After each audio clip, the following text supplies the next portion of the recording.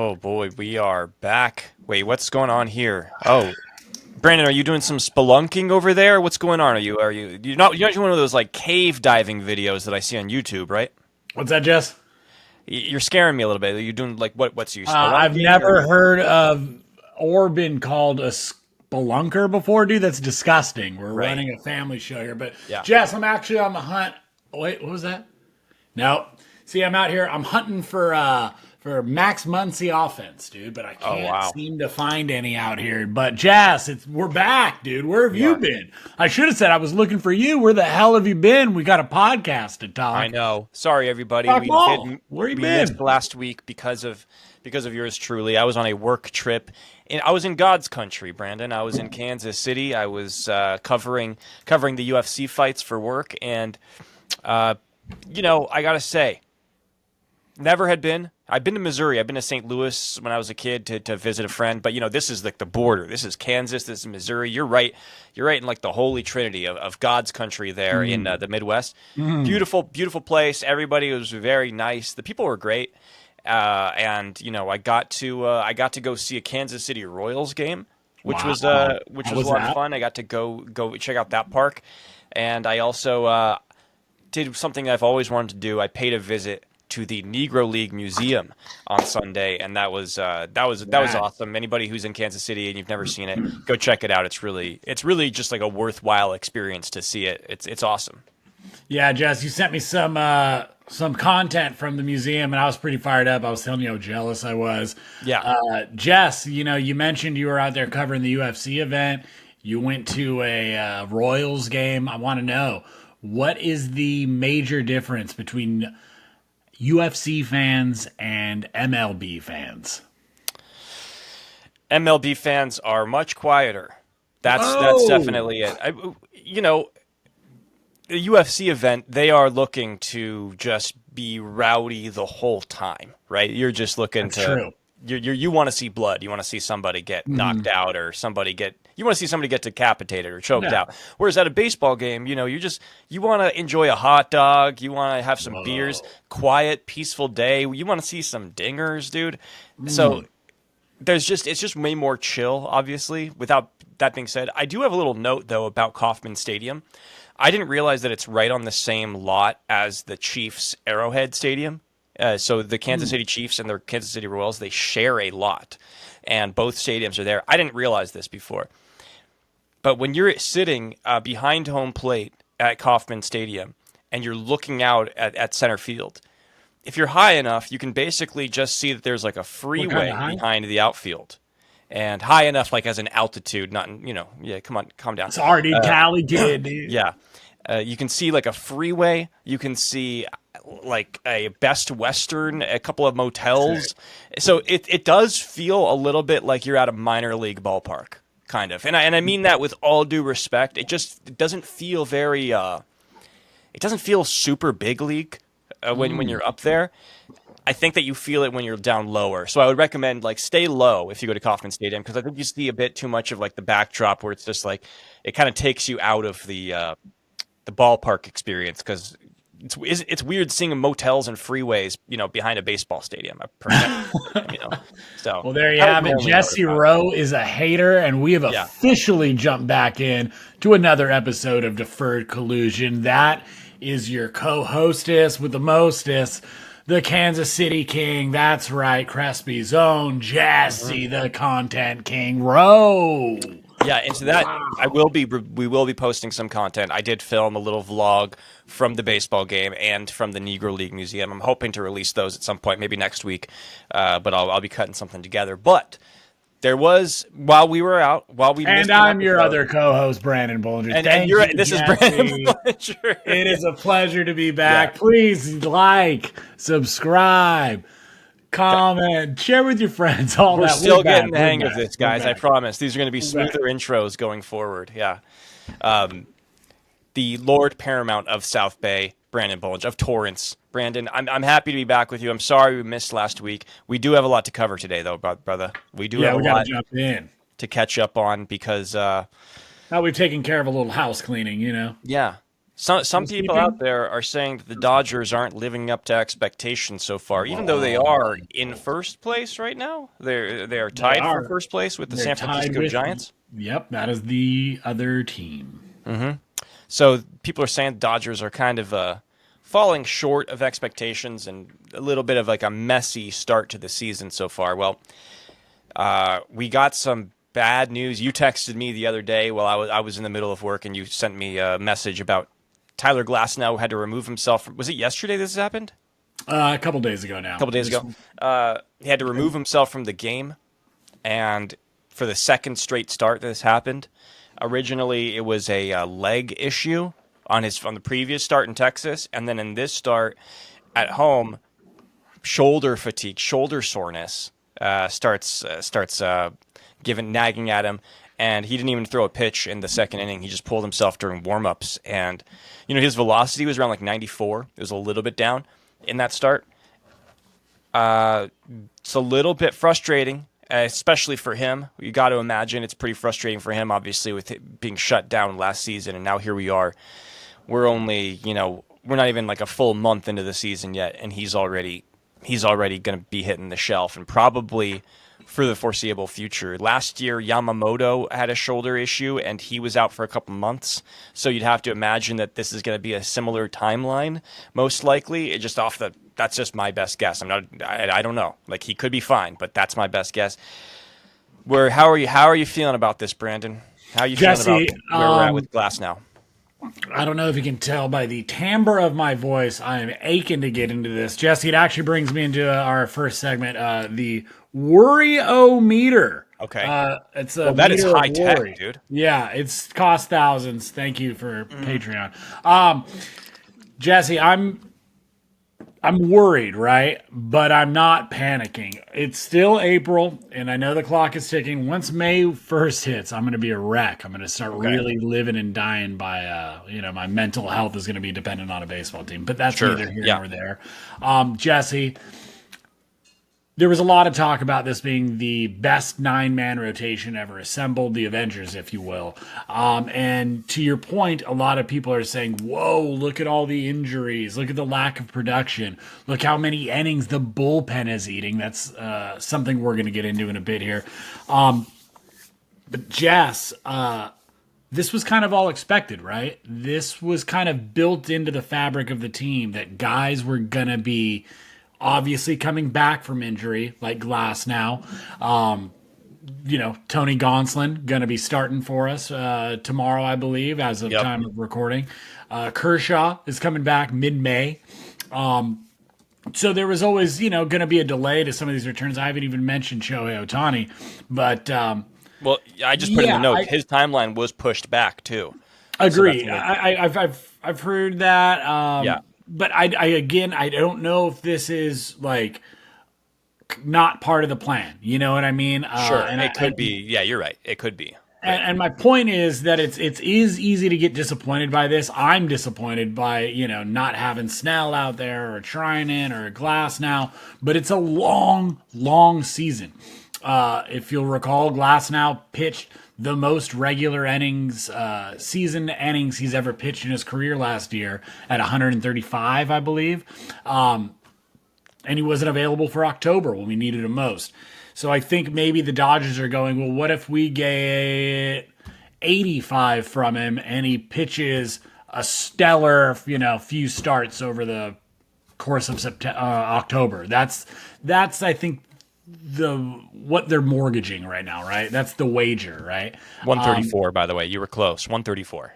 So thank you for not fake newsing it. And please remember that is the kind of dedication to steadfast journalism that you, the viewer, demands here at Deferred Collusion. I just don't want you reporting false information, dude. Could never. Yeah. But Jess, so like I was saying, this goes into a little bit of the fabric of the team. Now, that said, I think that's kind of the perspective of, part of the fan base. But another part is going, holy shit, this is why I didn't want us to sign Tyler Glasnow. made of glass now, whatever. And I think there is a small part of the fan base that is threatened by his like genuine movie star good looks and athletic ability, and that he's $100 millionaire, sometimes over.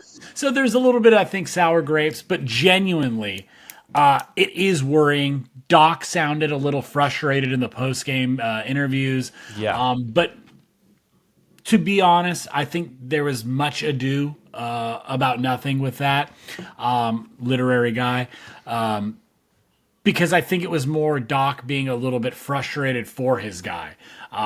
I heard David Vassay on Dodger Talk after that game that Glasnow got pulled from, kind of lighting Glasnow up a little bit.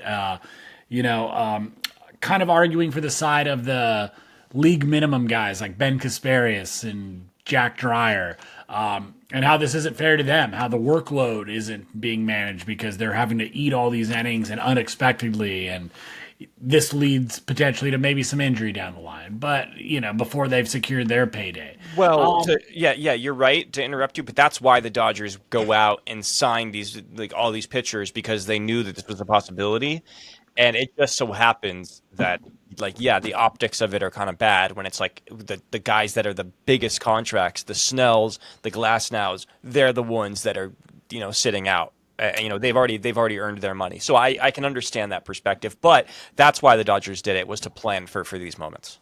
Totally, I completely agree.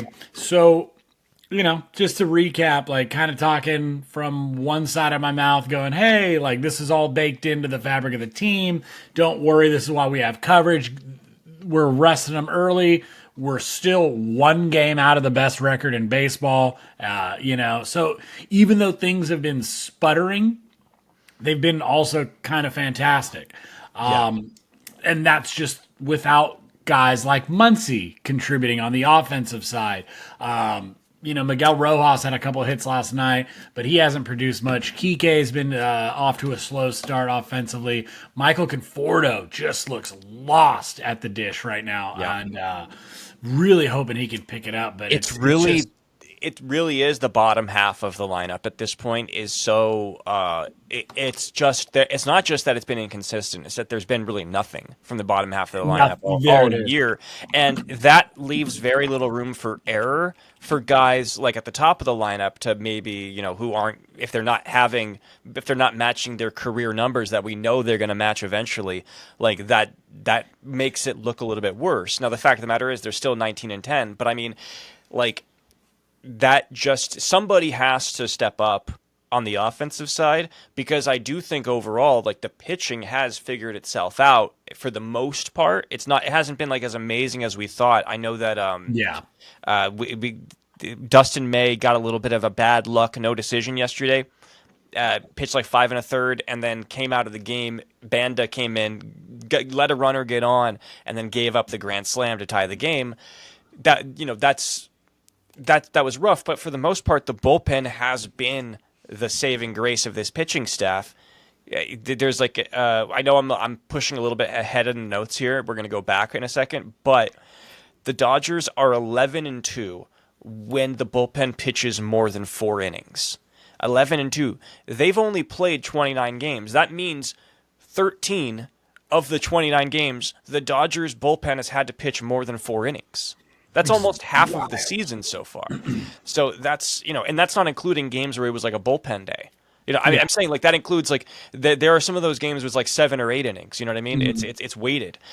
So shout out to them. And you mentioned Ben Kasparius, there is talk about him potentially moving to starter, but to fill in a little bit.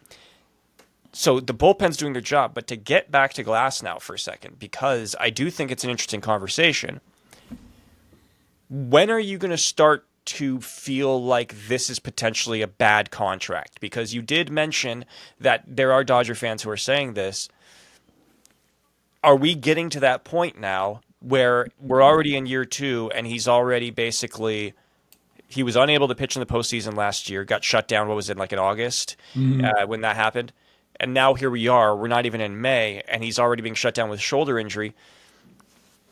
At what point will we label this a bad contract? Honestly, I'm kind of not close. Yeah. I think it just kind of stings because it's early in the season and we're missing him, and we missed him for the playoffs and the end of last season. He was an all-star last year. You know, that first half of the season we were talking about, he's in the thick of it for a Cy Young contention. And yeah, dude, injuries have taken a toll, and there's a lot of talk right now about the mental state of it, and him kind of, having this big body and a lot of movement and a lot of moving parts and levers and everything. And when he's not feeling right because he's had so many injuries, it kind of sets off this cascade of like minor overcorrections or whatever, and it throws the whole thing out of whack.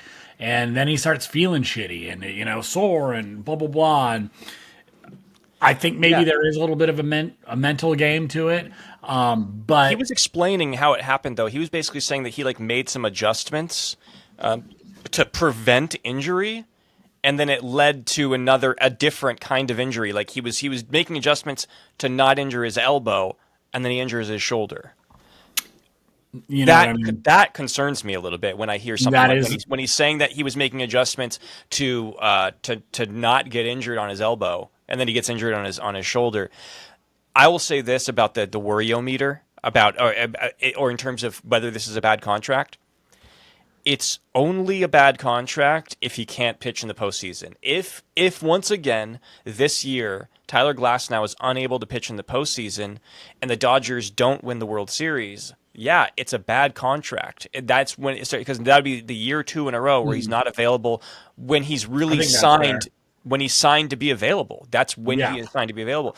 So long as he, if he has to be out for 2 months, so fucking what? We have Blake Snell coming back probably in a couple months too. We have Kershaw who's going to eat some innings. Shohei will be back in a couple months. We just have to figure out a way to be good the next couple months, and that's what the Dodgers do best, right? They're going to figure out a way to do that. But if he is not available for the postseason, it is gonna. I will start to say this is a bad contract for the Dodgers, and not that it's gonna matter because the Dodgers are in such a good financial position that whatever they'll pay the luxury tax on whatever it costs to have him on board, but it's just. It really would be frustrating if he can't pitch again in October, and especially because last year's a wash. The Dodgers won the World Series without him. So hey, all right, whatever. Now it's a 4-year contract. That's the way you have to look at it now. And if he doesn't pitch in the postseason and the Dodgers don't win the World Series because of the lack of pitching depth by the playoffs, then we have to start saying, we have to start being honest about it. So that's what I would say. But for now, I'm not close either. Totally, yeah. For me, I'll be worried if he's not pitching in September. You know what I mean? If he's not stretched out all the way to September. To be honest, I'm more worried about Bobby Miller not finding his way back onto the major league roster for anything really. Because if he can't even eat innings right now, I'm sorry, I know I'm jumping around, but that is what I'm more worried about than the possibility of Glasnow being unavailable again in the postseason and thus equating to what we agree is a bad contract. Yeah, because the opportunity is there now for other guys to step up and fill in while Glasnow and Snell are on the shelf. Snell. And that is that is the Bobby Millers of the world. That's the Tony Gonsolins of the world. That's Emmett Sheehan of the world. What? Jess, would it make you feel a little bit better if I told you that Ryan Pepio was throwing to a 4.2 ERA right now with a 1.38 whip in 34 innings?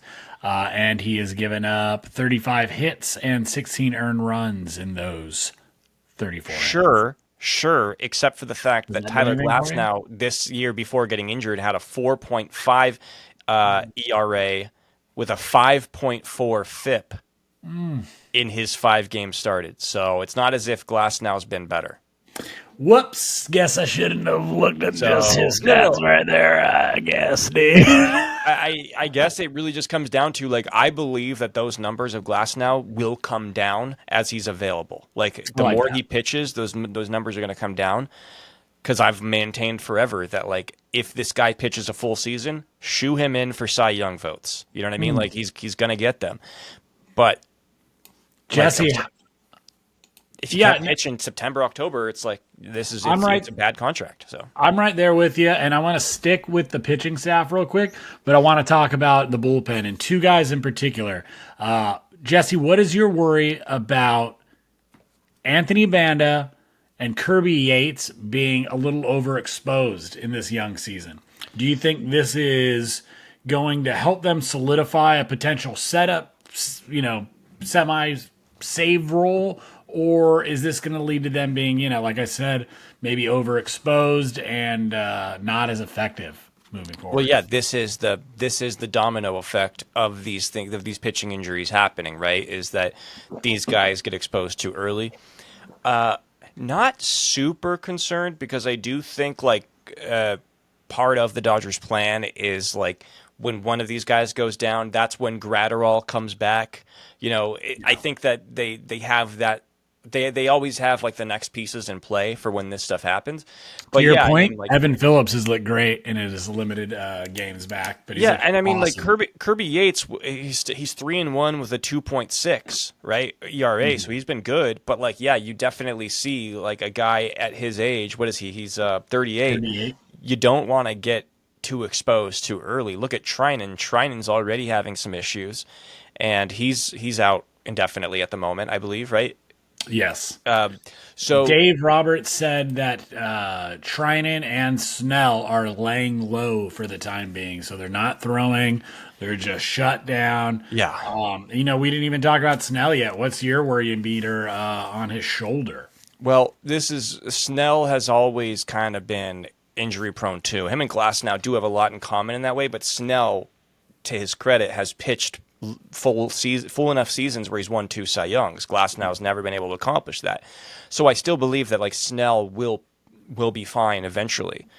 I just worry that about another injury happening.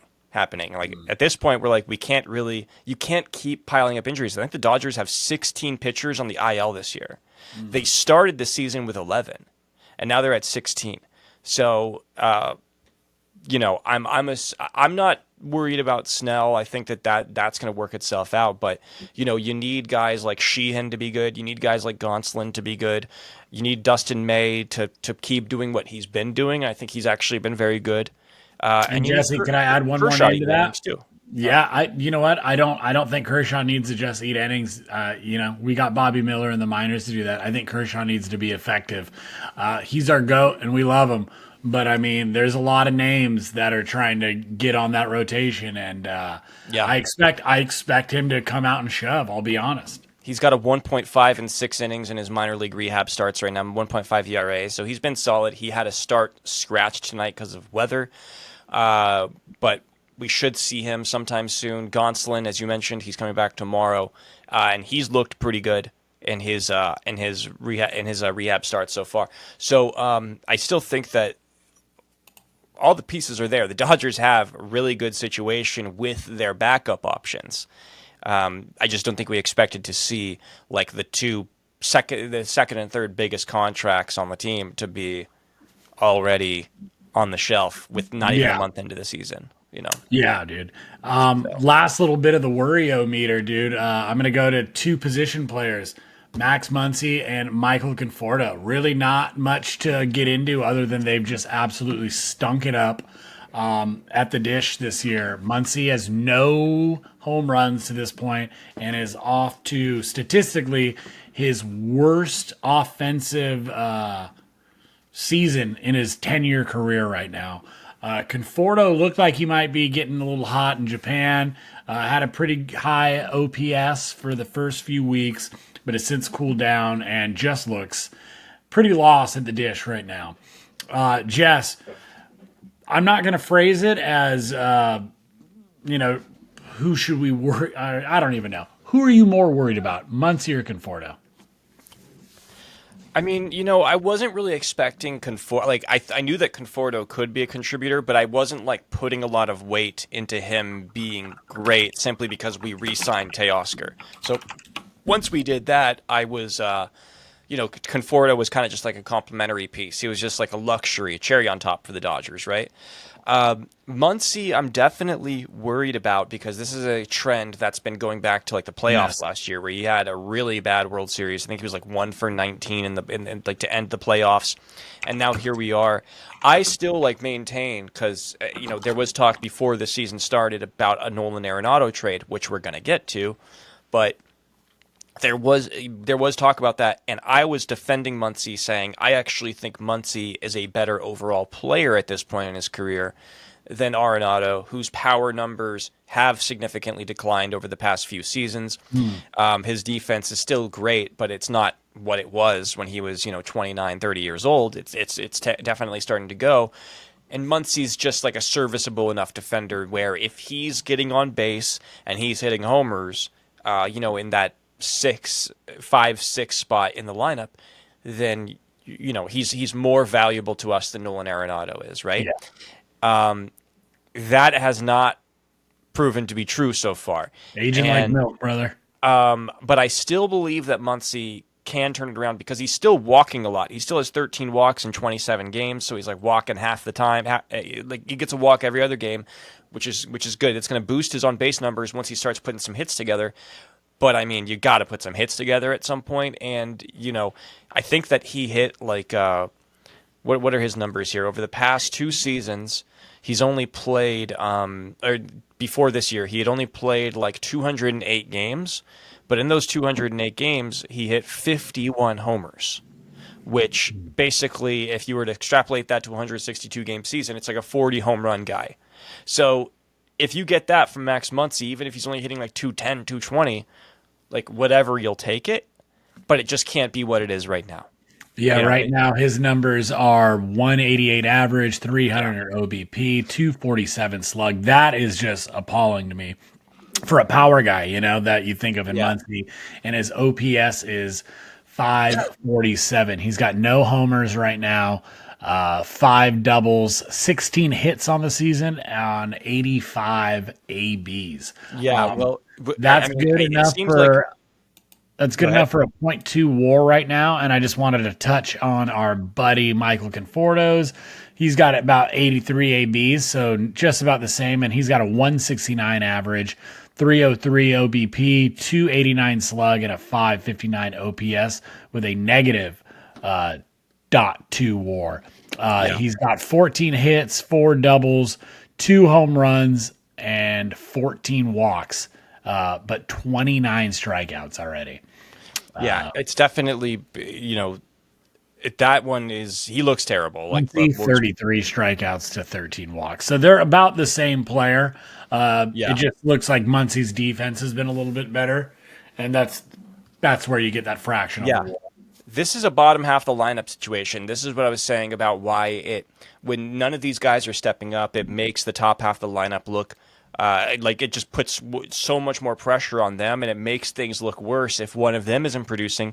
Because I mean, look at this really quick. I just want you to guess whose stats these are. Is expected on base is 306. Expected batting average is 238. Expected slug is 343. His average exit velocity is in the 23rd percentile. It's 87.7. Barrel percentage is in the 10th percentile. It's 2.2.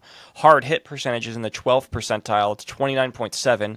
Sweet spot percentage, 33. Bat speed is in the 6th percentile. It's a superstar on the Dodgers. Who is it?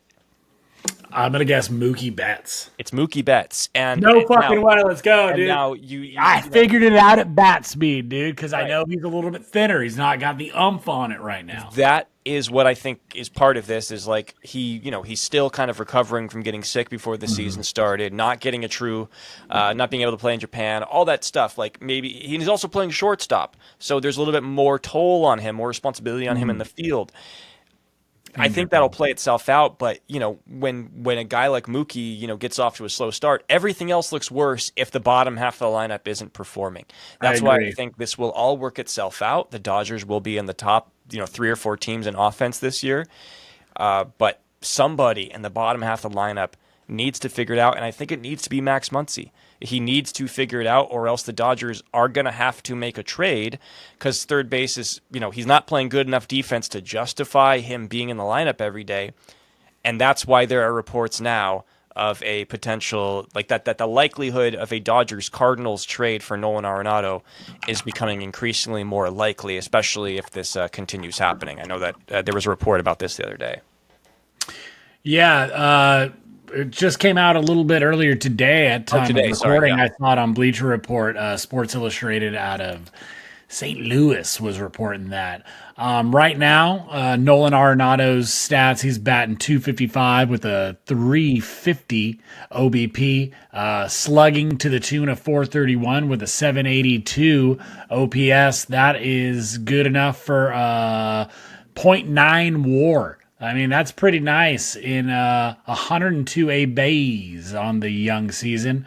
He's got 26 hits. He's got 9 doubles. Only 3 homers, but I mean, we're talking about a couple of guys that got 2 between them in Conforto and Muncy. Let me see what those strikeouts are looking like. I want to compare them to our boy. Only got 8 in 27 games. Wow. So, I mean, right there is even pretty much a win. But, Jess, let me read you one other guy's stats. He's having a good year so far in 91 ABs. He's got 32 hits. He's got 14 walks, 26 Ks, 352 average, 438 OBP, 911 OPS, good enough for a .8 WAR. This would be somebody we might trade for. Give me a name. Those are some impressive numbers. What position? Infield.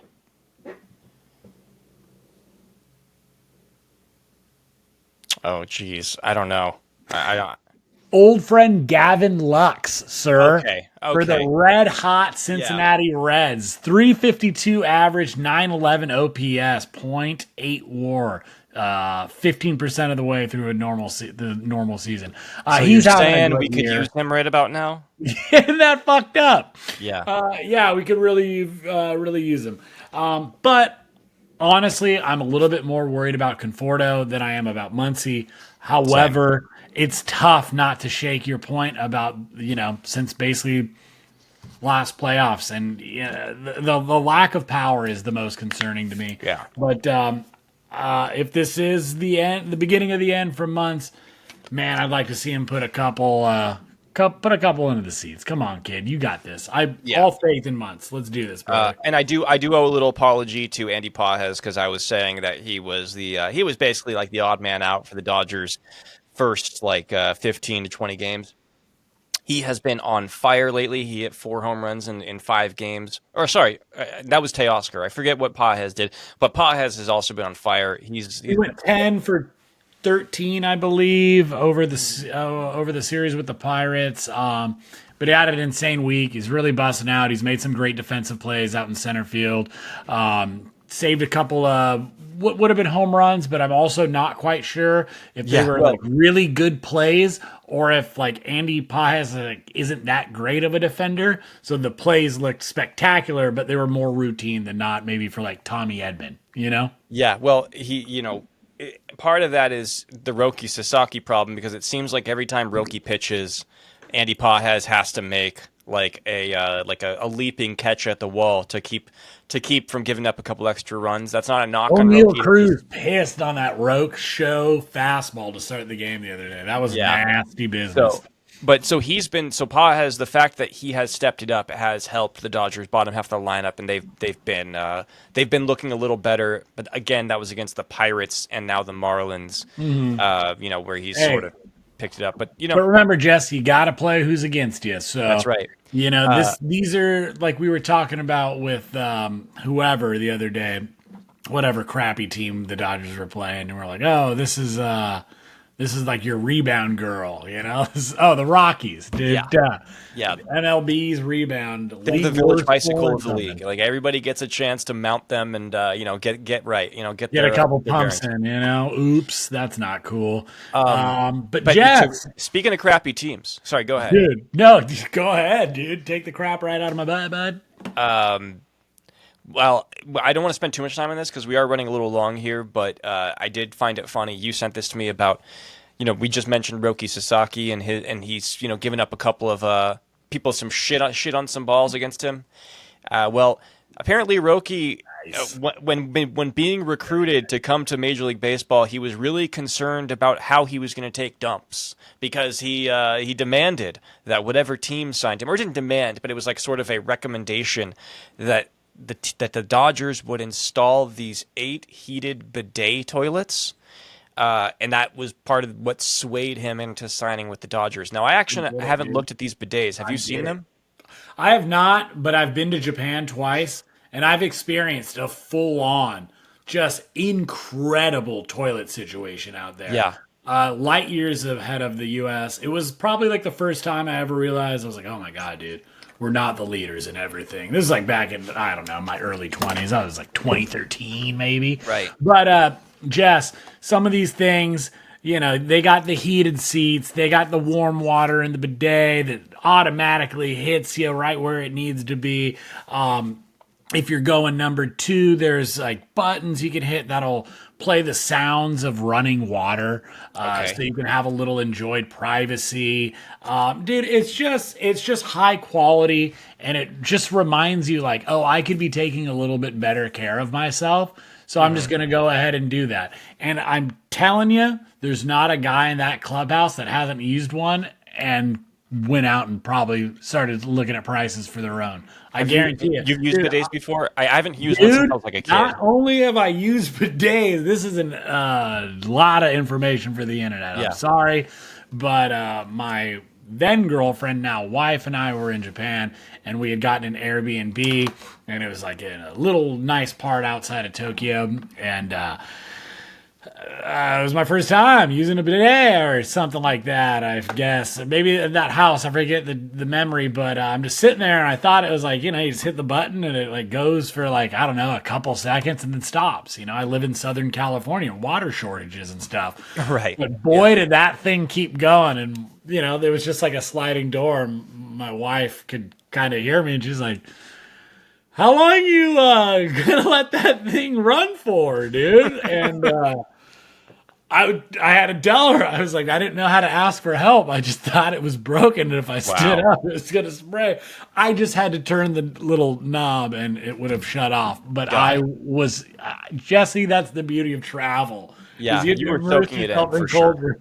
And learn new things. Well, and learn new things about yourself. To be honest, I've heard that everybody who gets one says that like they can't go back once they have a good one. That it's hard to go back. It's such a cleaner situation. I'm telling you. I have a feeling what probably happened was, we're going to move on from this, obviously, but Roki probably, like, when coming to the States, had his lifestyle of, like, using these bidets. It was normal to him. It was just part of, like, his normal everyday culture, and comes to the United States, and all of a sudden it's like, wait a second, like, I go to the bathroom, and these bidets aren't there. He's probably like, I don't know, like, I need to feel comfortable. I need to feel at home. Wherever I make it's probably affecting his performance on the road, not being able to have access to high quality toilets. 100%. That's probably what's happening. That's probably why we're seeing the dip in velocity.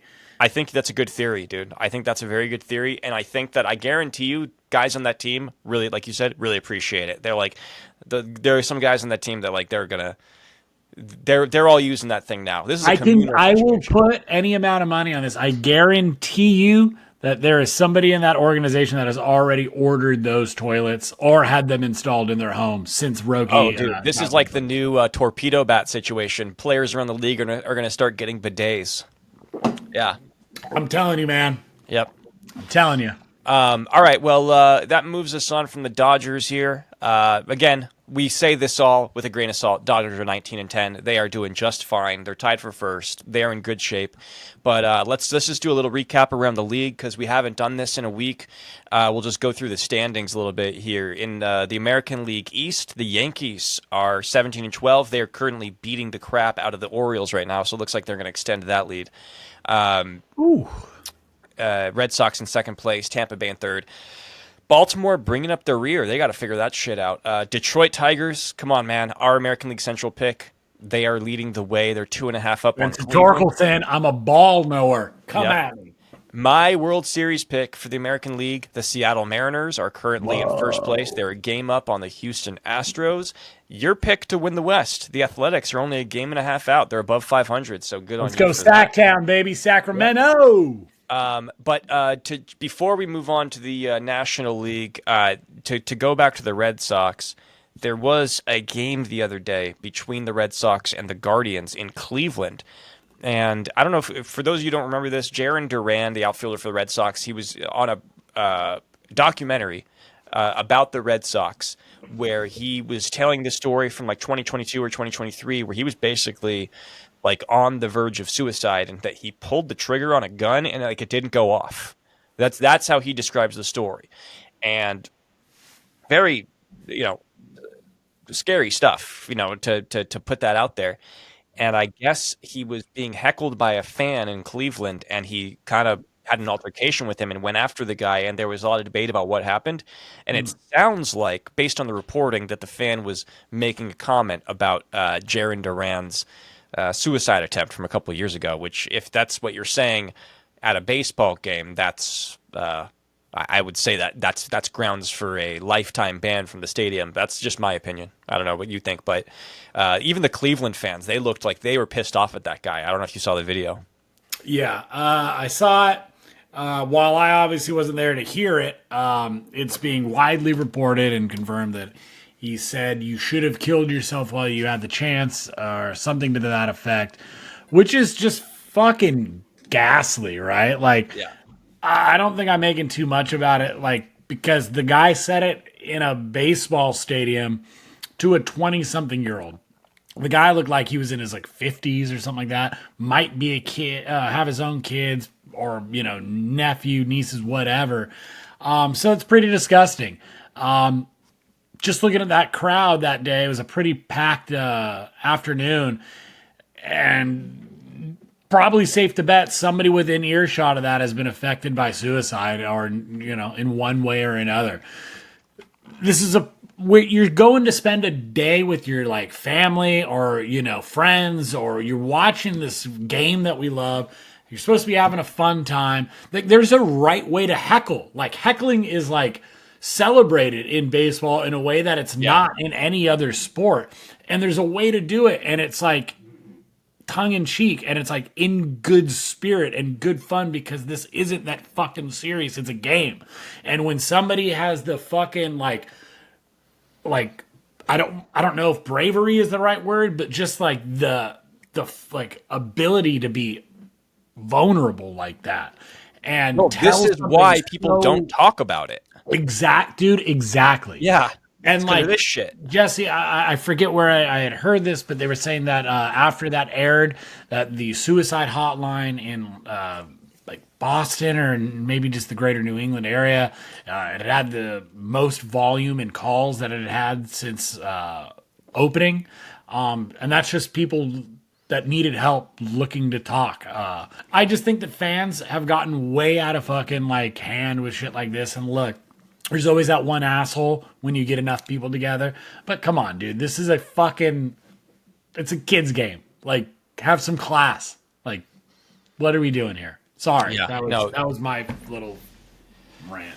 Yeah, and to be honest, shout out for Jarren Duran for showing the restraint of not going over there. He kind of showed his hand. I think he did a little bit of the hold me back, bro, a little bit, because you knew that he wanted to confront him, but he didn't actually want to go and hurt this guy, because that could have been lucky for that dude. For him. He wasn't yelling at Ron Artest, aka Meta World Peace. I mean, or Tommy Pham. You know what I mean?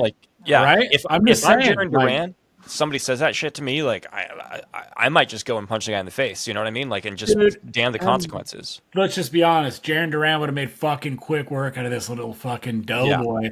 He's a pro athlete, dude. These guys are fucking freaks, and unless you're a fighter, you're gonna get fucking worked. And again, it's you wouldn't say this shit to somebody right? You wouldn't say it to anybody ever, other than at a sports game, basically, right? Or on the internet. You know what I mean? That's the only time that you would do it.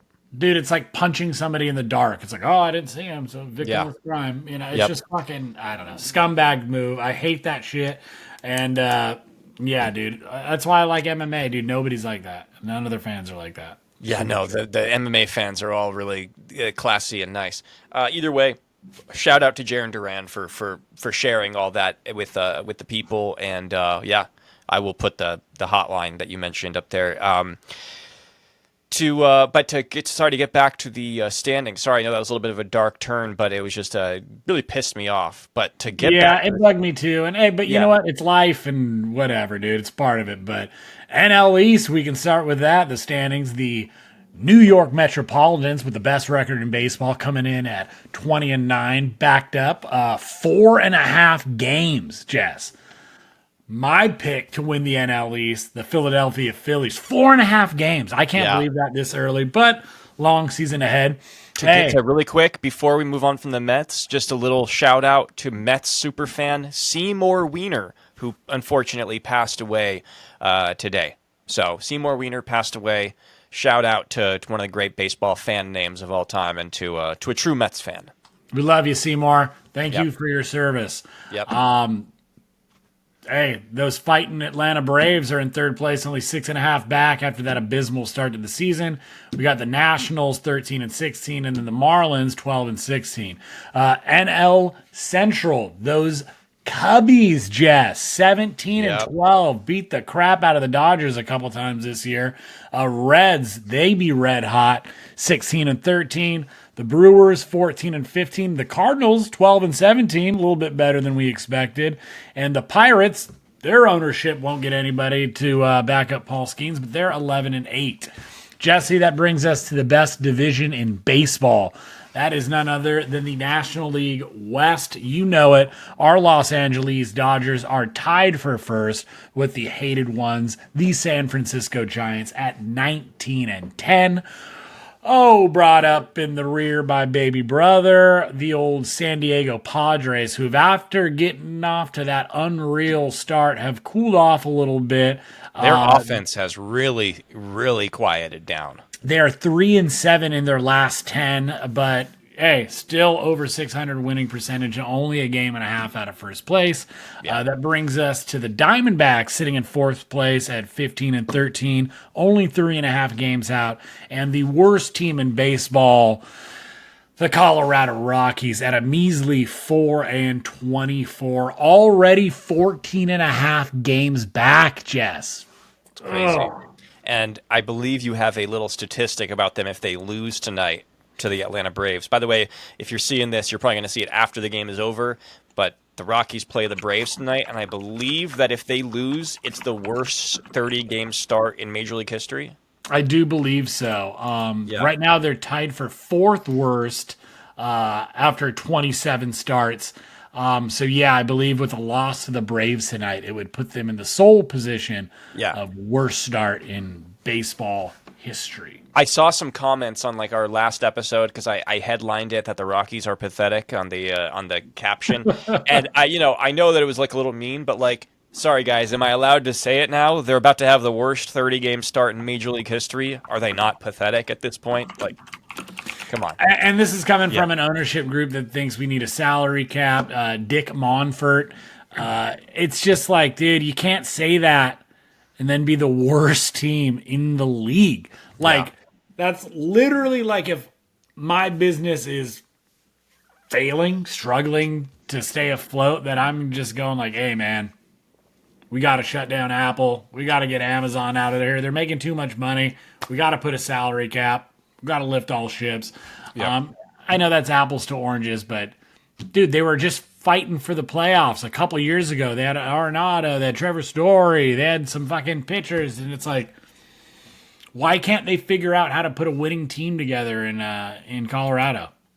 Well, there actually ESPN did a little article about because this is the 30th year anniversary of Coors Field. It's been around for 30 years now.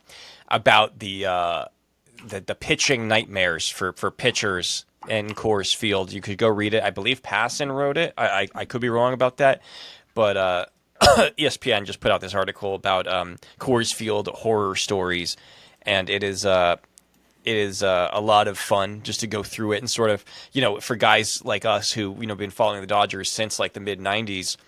to go see some of these stories get brought back up, and just how they've been unable to sign big name free agent pitchers because of this reason, and they will continue to have this problem as long as that stadium is around. They will never be able to sign the big free agent pitchers. I believe the biggest they ever signed was Mike Hampton, which was back in like the early 2000s, late 90s, if I remember correctly. But they. It's a bad place to be for a pitcher, so go read the article. But that doesn't excuse how many them young for being careers 4 and 24. That does not excuse it. How many young pitchers do you think got drafted by the Rockies? Just went, fuck, like there goes my shot.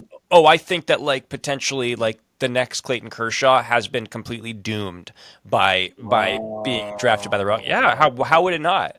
Like you can't you get like.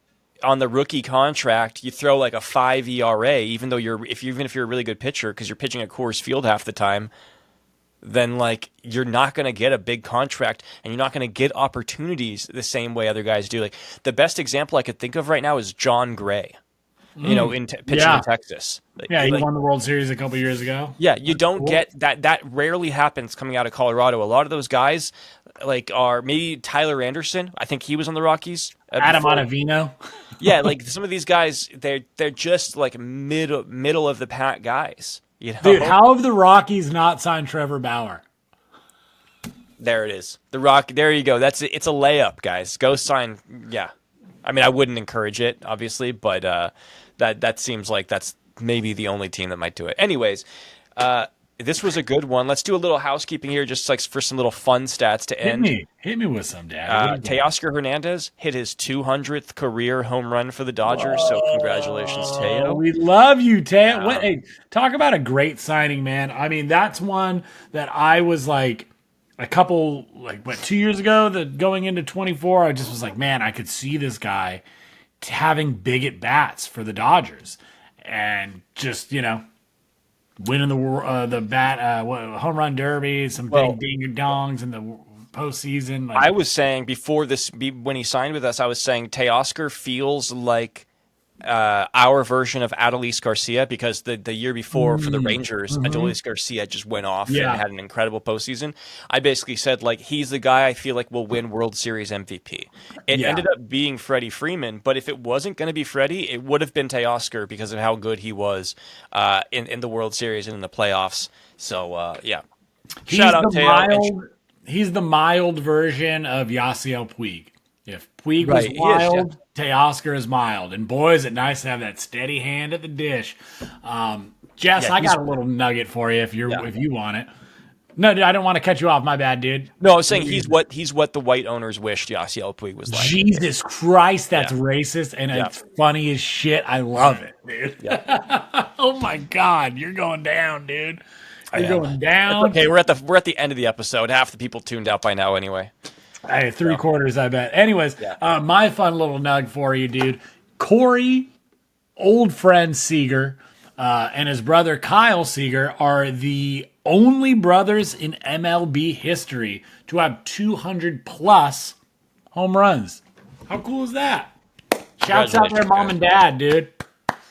That's some good genetics right there. That's some I think there's another Seager brother I think there's like a third one. There is. I think it's Justin Seager, I think is his name. And he definitely he sells auto insurance. Yeah. Well, he was actually trying to be a ball player. I think he was in the minor leagues, just didn't pan out. But yeah, cool. he's running Corey's social media at this point. Damn, dude. He got him that Raising Cane's endorsement. Anyways. But yes. Oh, man. It's good to be back, brother. Oh, I'm stretching it out. I got to still just find that.